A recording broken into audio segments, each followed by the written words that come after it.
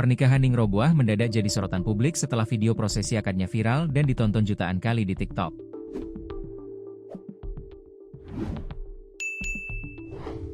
Penampilannya yang mencolok dengan rambut merah dan gaun biru ala princess memicu beragam spekulasi, termasuk dugaan perjodohan. Namun muai yang meriasnya justru membongkar fakta mengejutkan di balik gaya glamor sang pengantin. Diketahui, Ning Robuah menikah dengan pemuda bernama Gus Kavin di Prajian, Kecamatan Camplong, Kabupaten Sampang, Jawa Timur pada Sabtu, 15 November 2025. Pernikahannya memicu diskusi panjang di media sosial. Hal ini lantaran penampilan Ning Robuah yang begitu mencolok dengan rambut berwarna merah. Penampilan itu dianggap kontras dengan identitas Ning Robuah yang disebut sebagai putri kiai asal Madura. Di sisi lain, penampilan kedua pengantin juga dianggap tidak serasi.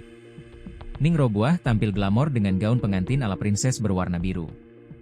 Rambutnya yang berwarna merah ditata sedemikian rupa lalu diberi mahkota pengantin. Sementara suaminya, Gus Kavin, mengenakan jubah putih dan sorban khas penampilan Timur Tengah.